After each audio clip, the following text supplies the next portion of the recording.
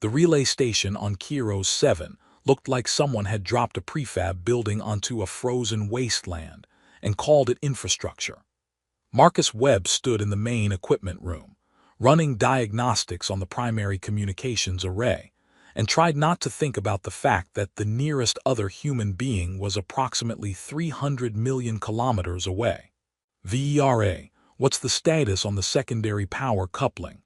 The station's AI responded with her usual calm efficiency, operating at 92% capacity, within acceptable parameters, but I recommend inspection within the next 48 hours. Add it to the list. Marcus made a note on his datapad, which already contained about 30 similar items. Frontier station maintenance was a never-ending cycle of preventing catastrophic failures through obsessive attention to minor problems. He'd been stationed on Kirro 7 for 6 months, halfway through his contract with the Terran Exploration Corps.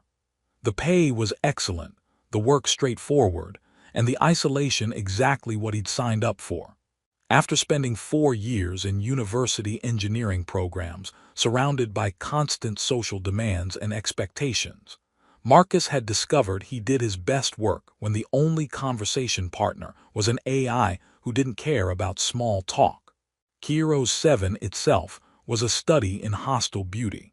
The planet orbited its star at a distance that left it in perpetual twilight, the surface temperature averaging -40°C on a warm day. The landscape was frozen plains broken by massive ice formations that caught the dim sunlight and refracted it into pale rainbows.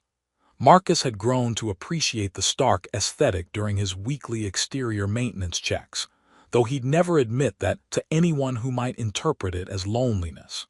"Marcus, I'm detecting an emergency beacon activation," VERA announced, her tone shifting to alert status. "Distance, 41.3 kilometers, bearing 273 degrees. Marcus looked up from his diagnostic screen, frowning. "Identify the source." "Unknown. The signal is standard interstellar distress protocol, but the encoding suggests non-Terran origin. Analysis indicates possible Carvati military frequency." "Carvati? Out here?" Marcus felt his stomach tighten. The Carvati Defense Legion had a treaty with the Terran Exploration Corps, an uneasy peace negotiated after 3 minor skirmishes over frontier mining rights, but that didn't mean their presence wasn't complicated. "Can you determine what happened?" "Negative. I'm only receiving the automated beacon. No voice transmission, no detailed telemetry. Protocol requires investigation and rendering of aid if possible." Marcus stared at the beacon's coordinates on the display, his mind already running through the logistics. 41 kilometers across Kirro's 7 frozen surface in the terrain rover, probably 3 hours each way given the ice ridge formations. Pack survival gear, medical supplies, rescue equipment. Risk assessment, moderate to high depending on what caused the distress signal. VERA prepped the rover, full rescue loadout, I'll suit up. 20 minutes later, Marcus was driving across the frozen plains in a vehicle designed for exactly this kind of emergency. The rover's heated cabin kept him comfortable while the external sensors painted a real-time map of the treacherous terrain. Ice ridges rose like frozen waves, forcing him to navigate carefully between them. The distress beacon grew stronger as he approached, and eventually Marcus spotted the wreckage, a Carvati shuttle, one of their smaller reconnaissance models, crumpled against a massive ice formation. The crash looked recent. Steam still rose from damaged components where hot metal met frozen air. Marcus brought the rover to a stop at a safe distance and activated the external scanners. Life signs. 1, approximately 20 meters from the wreckage. Human-adjacent biology, but with the elevated body temperature and denser skeletal structure, consistent with Carvati physiology. He grabbed the medical kit and emergency thermal wrap, then stepped out into Kirro's 7 brutal cold. Even through his thermal suit, he could feel the temperature trying to leach away his heat. He moved carefully toward the life sign, boots crunching on frozen ground. She was standing, That was the first surprise. Most crash survivors weren't mobile this soon. She stood near a piece of debris that might have been the shuttle's wing, her back to him, and even from a distance Marcus could see her thermal suit was damaged, the heating elements offline along her left side. "Hello," Marcus called out, raising his hands to show they were empty. "I'm Marcus Webb, Terran Exploration Corps. I received your distress beacon. I'm here to help." She turned, and Marcus got his first clear look at a Carvati in person, rather than on briefing hollows. She was tall, easily 2 meters, with a build that suggested strength even through the bulky thermal suit. Her face was striking, sharp features, amber eyes that fixed on him with predatory focus, and the distinctive long, curved ears that rose from the sides of her head and currently pressed flat against her skull. Injured, Marcus's mind supplied. That ear position indicates pain or distress. "I am Lieutenant Serac of the Carvati Defense Legion," she said, her voice carrying the clipped precision of military training filtered through a translator implant. "My shuttle experienced critical system failure during atmospheric entry. I am operational, but my emergency systems are compromised." Marcus noticed she swayed slightly as she spoke. "You're injured. I have medical supplies and a heated shelter. Let me help." Serac's ears flicked.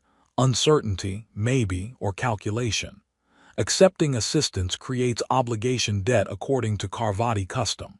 "I would prefer to await extraction by my own forces." "How long until they arrive?" A pause. "Estimate 10 to 12 days depending on patrol routes. You'll freeze in 12 hours with that damaged suit." Marcus stepped closer, keeping his movements slow and non-threatening. "I'm not asking for debt or obligation. I'm offering basic humanitarian assistance. You need help, I can provide it. That's the entire transaction." Serac studied him for a long moment, her amber eyes searching his face for something. Then her ears tilted forward slightly. "Acceptance," Marcus hoped, and she nodded once. "Your logic is sound. I accept your assistance, Engineer Webb." Marcus is fine. He approached with the thermal wrap, and Serac stood rigidly still while he assessed her suit damage. The heating elements along her left side were completely offline, and there was a concerning dent near her ribs that suggested impact trauma. "Can you walk to my rover, or do you need support?" "I can walk." She did, though Marcus noticed the careful way she moved, the slight favor of her right side. He helped her into the rover's passenger seat, cranking the interior heat higher than human comfortable but probably appropriate for someone who'd been slowly freezing. As he drove them back toward the relay station, Serac sat in rigid silence, her ears swiveling constantly to track sounds. Marcus focused on navigating the ice ridges and tried not to think about the political complications of hosting a Carvati military officer in a Terran facility. "Your station is solo-occupied?" Serac asked finally. "Just me and VERA, that's the station AI. It's designed for single-operator maintenance." "That seems inefficient." "It's peaceful." Marcus navigated around a particularly sharp ice formation. "I prefer working alone." Serac's ears tilted forward slightly. "I volunteered for solo reconnaissance missions for similar reasons." The Carvati military hierarchy can be exhausting. Marcus glanced at her in surprise. He'd expected formal military distance, not casual admission of preference for solitude. "How long were you supposed to be on recon?" 40 days surveying mineral deposits in this sector. I was on day 3 when the shuttle systems failed." Her tone carried frustration, a waste of mission time and resources. "You survived a crash landing on one of the least hospitable planets in this sector. I'd say that's a success, not a waste." He thought he saw the corner of her mouth twitch, maybe the Carvati equivalent of a smile, maybe just translator artifacts in her expression. The relay station appeared ahead, its lights creating a small oasis of warmth against the frozen twilight. Marcus pulled the rover into the sheltered bay and helped Serac out, noticing she leaned on him more than she probably wanted to admit. "VERA, we have a guest. Lieutenant Serac of the Carvati Defense Legion. Crashed shuttle injured, needs medical assessment and accommodation. Acknowledged, VERA responded. Welcome, Lieutenant Sarak. Medical Bay is prepared for assessment. I should note that my medical database for Carvati physiology is limited to basic parameters. I have field medical training for my own species, Sarak said. If you provide access to your supplies, I can perform self-assessment. Marcus led her through the station's narrow corridors to the compact medical bay. It was designed for emergency human treatment, but the basic equipment was universal enough. Everything here is available. If you need anything else, just ask VERA. Sarak nodded, then hesitated. You have provided assistance beyond standard humanitarian protocols. I am grateful, though my culture struggles with the expression. You don't need to be grateful, you just need to heal. Marcus moved toward the door, then paused. I'll prepare quarters for you. The station isn't designed for two, but we'll manage. He left her to her medical assessment and headed to the station's small storage area, pulling out the emergency cot and bedding designed for exactly this kind of unexpected situation. As he set up a sleeping space in what had been a storage corner, Marcus reflected on the absurdity of his situation. 6 months of perfect isolation, and now he was hosting an alien warrior from a species humanity had barely stopped shooting at 2 decades ago. Someone who would be sharing his small station for at least 10 days while they waited for rescue. His carefully controlled solitude had just become infinitely more complicated. VERA, he said quietly, I'm going to need that full cultural briefing on Carvati customs, all of it. Downloading now, the AI responded. Marcus, for what it's worth, your instinct to help was correct. The Carvati value pragmatic action over hesitation. Let's hope they also value not killing people who see them injured and vulnerable. Lieutenant Sarak's physiological readings suggest exhaustion and pain, but not hostility. I believe you're safe. Marcus finished setting up the cot and tried to believe that. Outside, Kirro's 7 perpetual twilight cast long shadows across the frozen plains. Inside, an injured alien warrior assessed her wounds in his medical bay. 10 days minimum until rescue arrived. This was either going to be the longest or shortest 10 days of Marcus's life, and he genuinely couldn't predict which.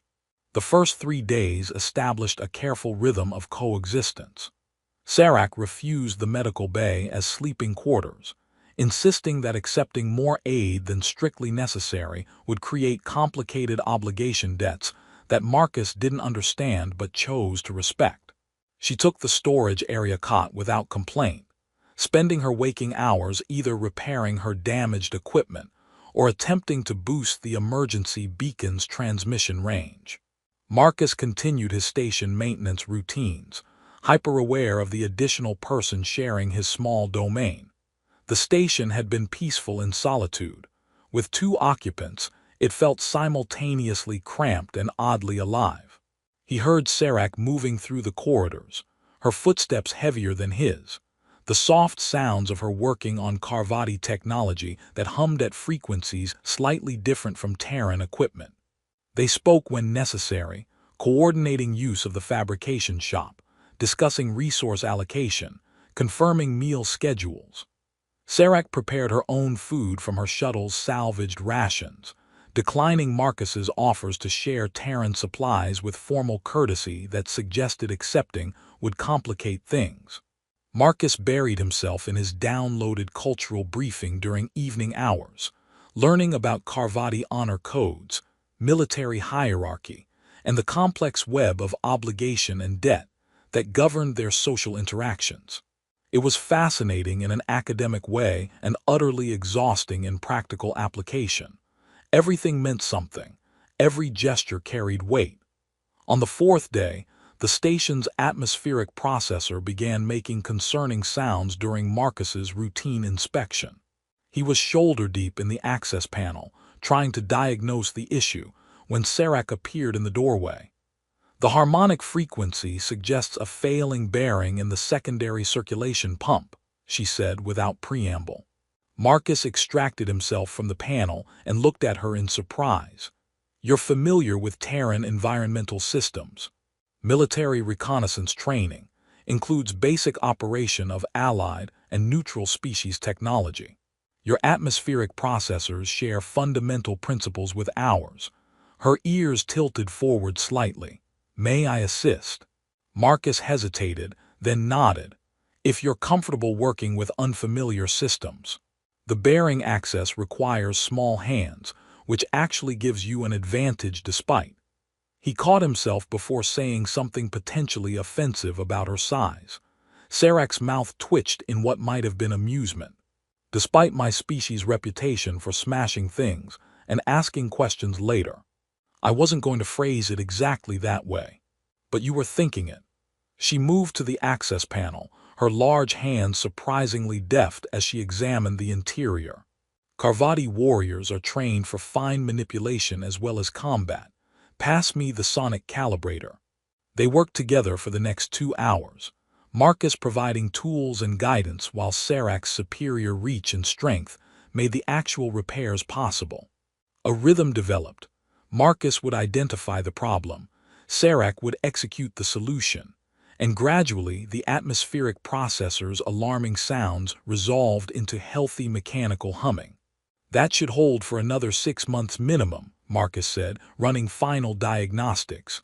Nice work. Adequate teamwork, Sarak corrected, but her ears tilted forward in what Marcus had learned indicated pleasure or satisfaction.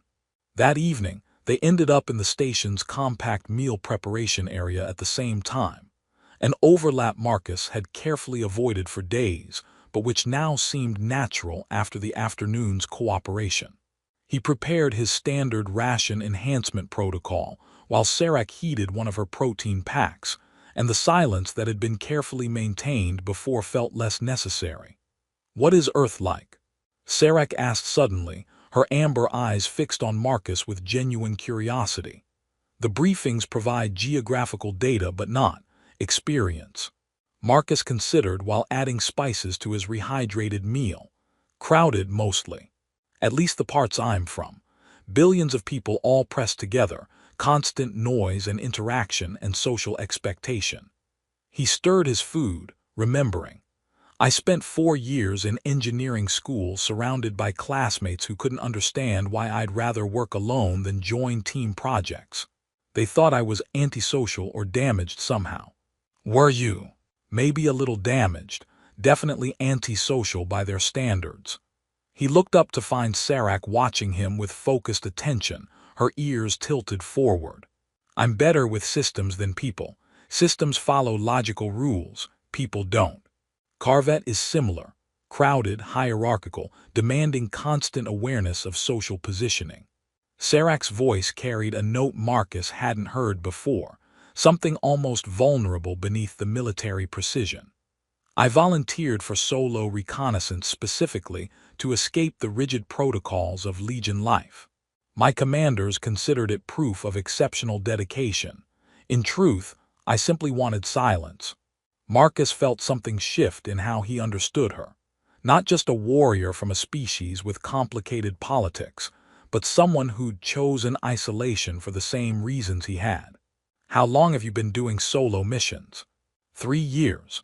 40-day deployments with 30 days of mandatory social reintegration between assignments. Her ears flicked in what looked like irritation.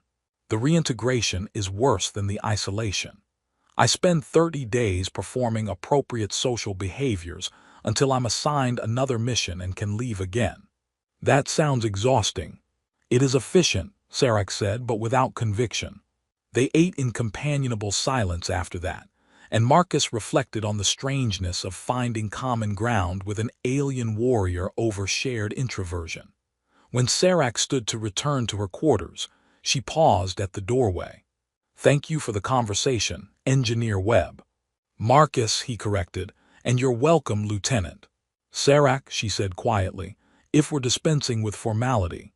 She left before Marcus could respond, but he sat in the empty meal area for a long time afterward, thinking about the careful distance they'd maintained dissolving into something that felt distinctly like friendship. The next morning, VERA's alert chime woke Marcus earlier than usual. He stumbled to the control station to find critical system warnings flashing across multiple screens. VERA, report. The primary power core degradation has accelerated beyond predicted models. Current estimates suggest complete failure in 6 days, plus or minus 18 hours. Marcus felt his stomach drop. That's 4 days before minimum rescue arrival. Correct. The ion storm that damaged Lieutenant Sarac's shuttle also affected the station's shielding. Cumulative radiation damage to the core's containment matrix is causing cascade degradation. Can we stabilize it? Not with current station resources. However, Lieutenant Sarac's shuttle wreckage contains compatible power regulation components. Integrating them might extend core stability through rescue arrival. Marcus pulled up the technical specifications, his engineer's mind already working through the integration challenges. It was possible, but it would require salvaging parts from the wreck, hauling them back across 40 kilometers of frozen terrain, and performing delicate integration work under time pressure. Sarac appeared in the doorway already dressed and alert, her ears swiveled toward the diagnostic displays, reading the data with obvious understanding. Your power core is failing, she stated. Yes. VERA suggests we can stabilize it using components from your shuttle. It'll require both of us. I need your technical knowledge of Carvati systems, and you need my understanding of the station's architecture. How long do we have? 6 days until failure. Probably need 4 to complete the integration safely. Sarac's ears went rigid for a moment, processing, calculating, then tilted forward with decision. We should begin immediately. I will prepare salvage equipment.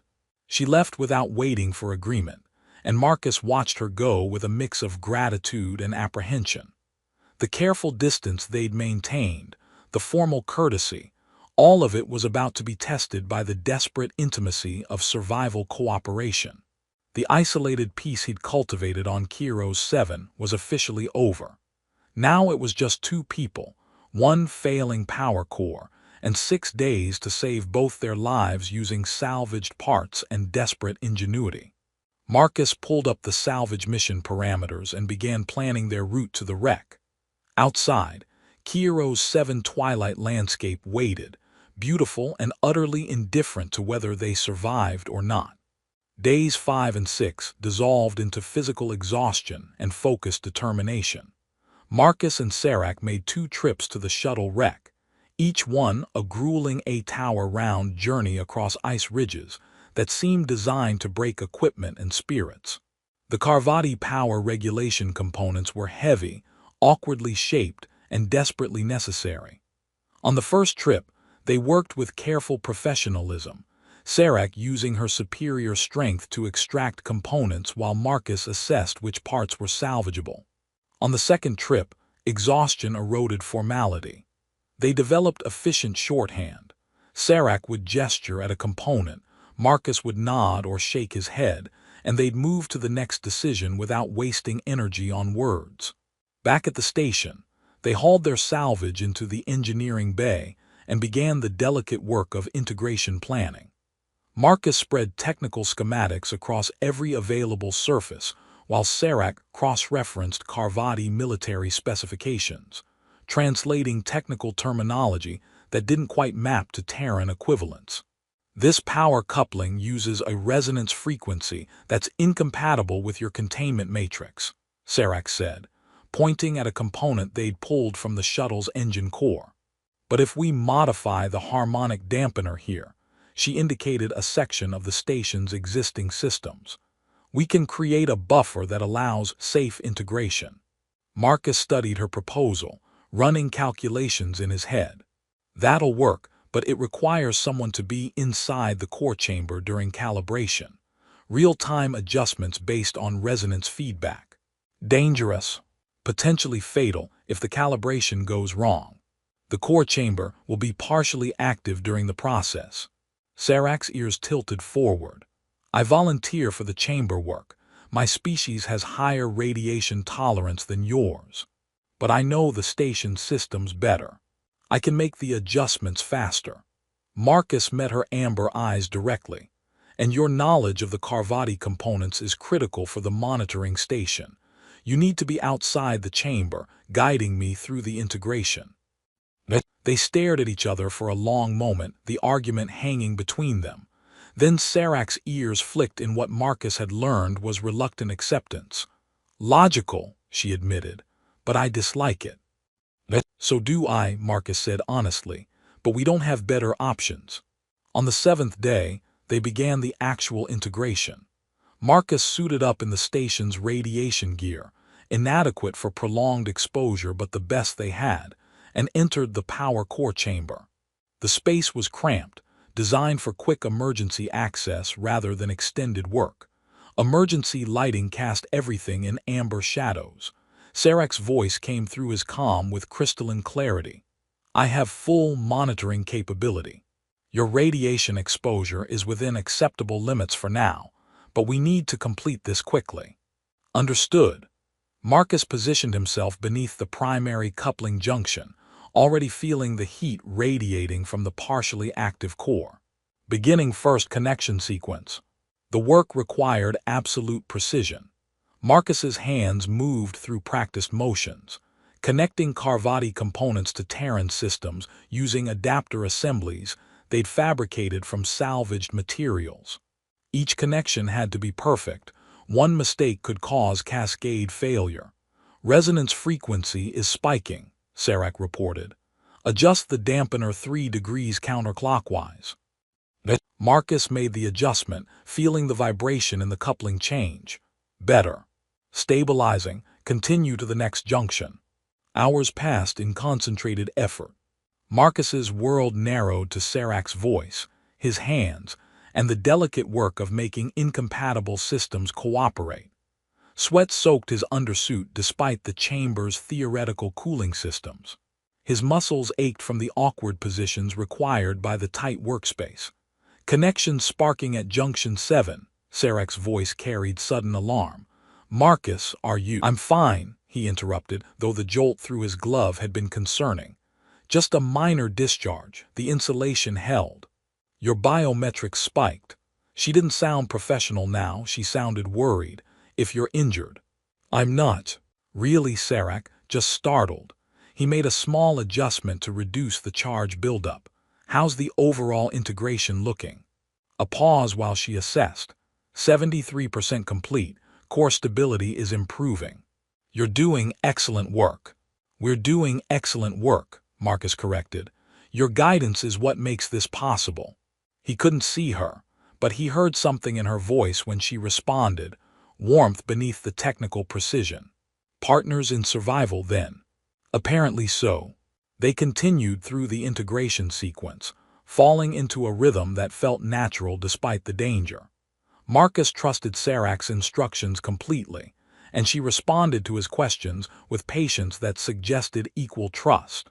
Two specialists, different species and cultures, working together because their lives depended on it. Finally, near midnight by the station's arbitrary clock, Marcus connected the last junction.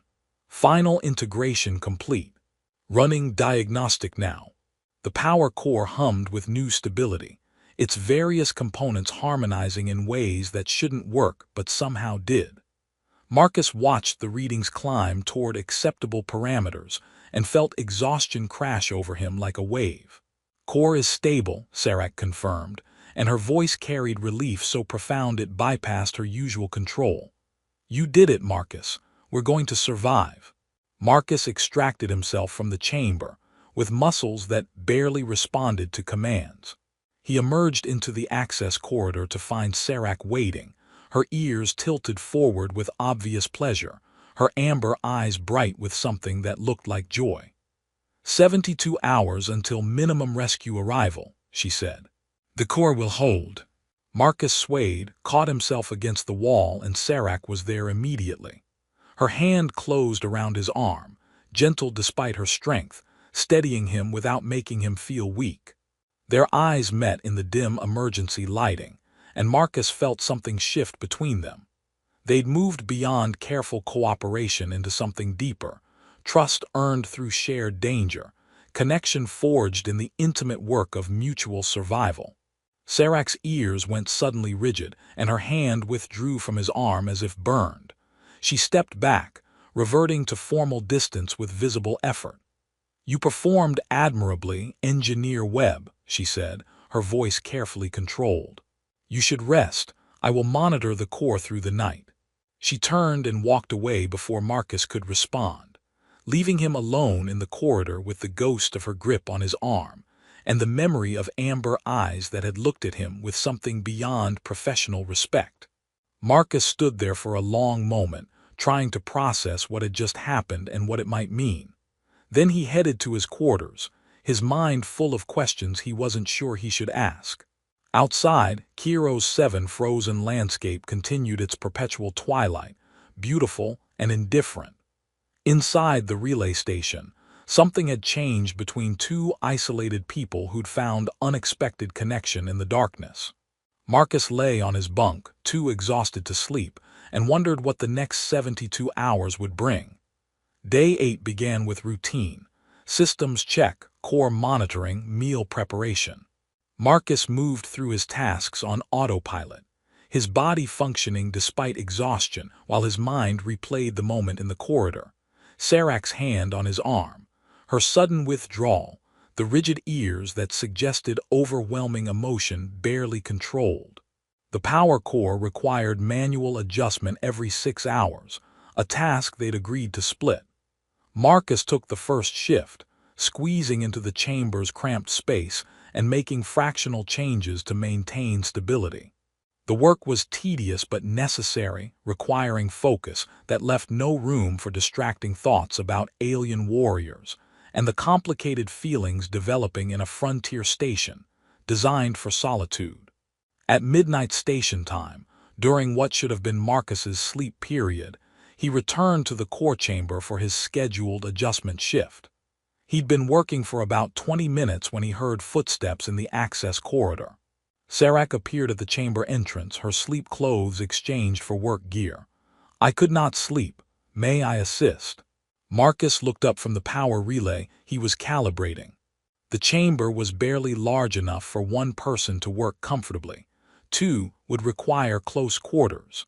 But Sarak's technical knowledge had been invaluable during the integration, and some of these adjustments would go faster with her guidance. "Yeah, come on in. Just watch the low clearance on the left side."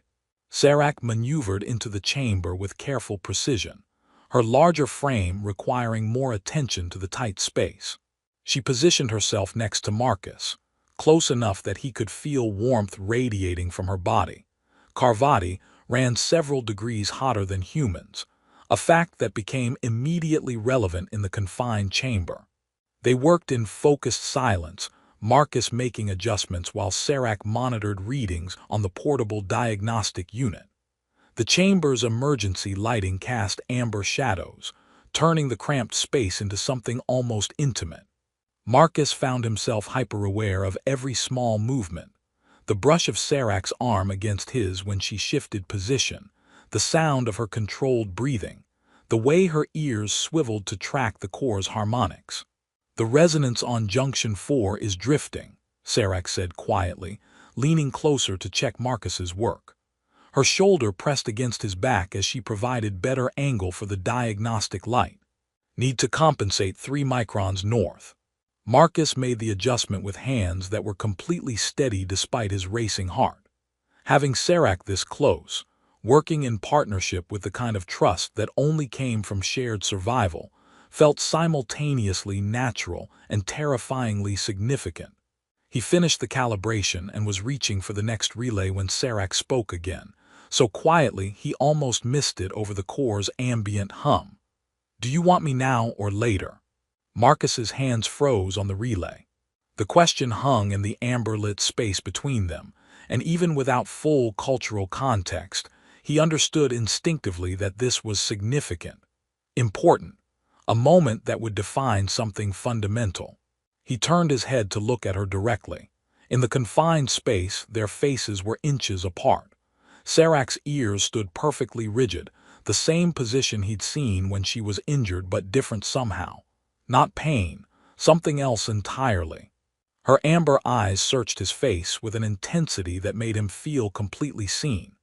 Marcus's engineer mind raced through implications, cultural protocols, political complications, the memory of downloading Carvati customs briefings that mentioned bonding practices he'd skimmed without deep reading.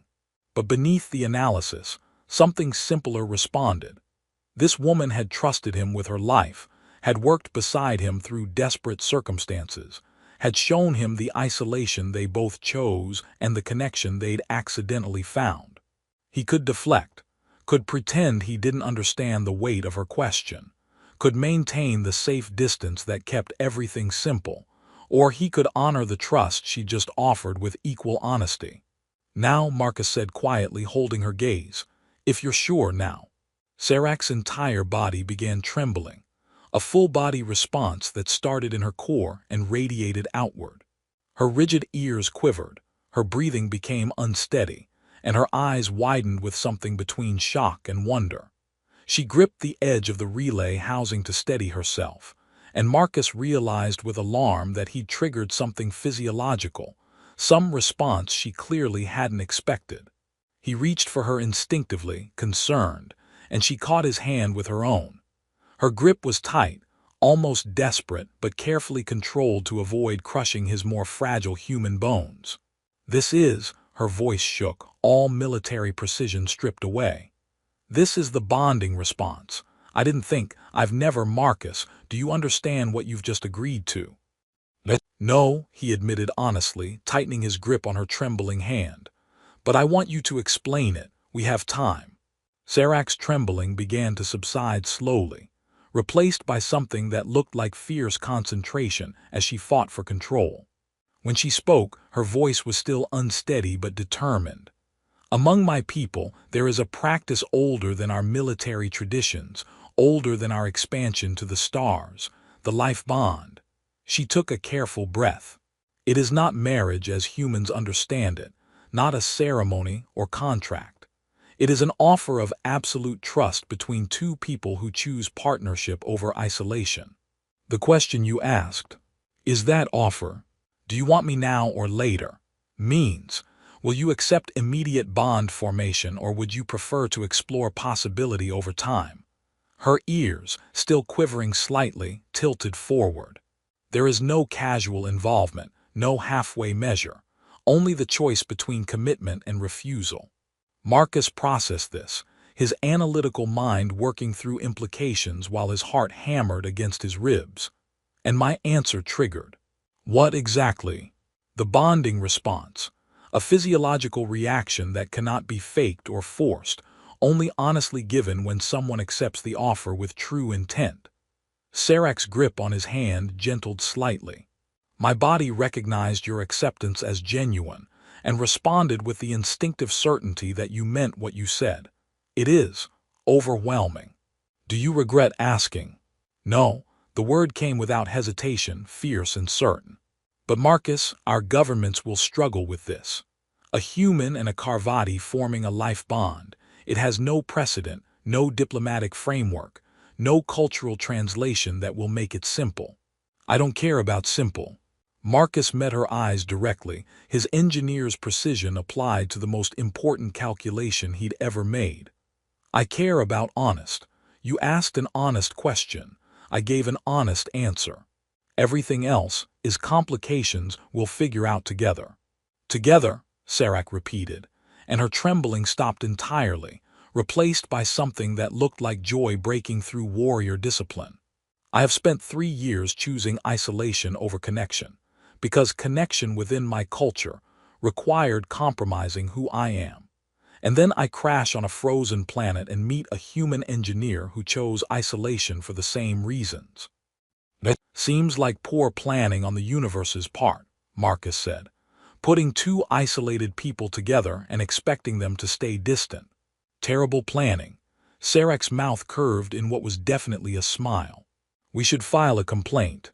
They sat in the amber-lit chamber, hands still clasped, both acutely aware that they'd just fundamentally changed their relationship through a question, an answer that their respective governments weren't prepared for. "We should finish the core adjustments," Marcus said eventually, remaining professional while processing life-altering emotional developments. "Very practical." "Very us," Serac agreed, but she didn't let go of his hand immediately. They completed the core calibration together, movements occasionally interrupted by Serac's residual trembling or Marcus's need to simply look at her and confirm this was real. The work that should have taken 20 minutes stretched to 40, but the core hummed with perfect stability when they finished. Emerging from the chamber, they stood in the access corridor with 2 days remaining until rescue, and everything between them changed. "What happens when they arrive?" Marcus asked. "Your people, my people, all the politics we've ignored while focused on survival." "Complications," Serac said.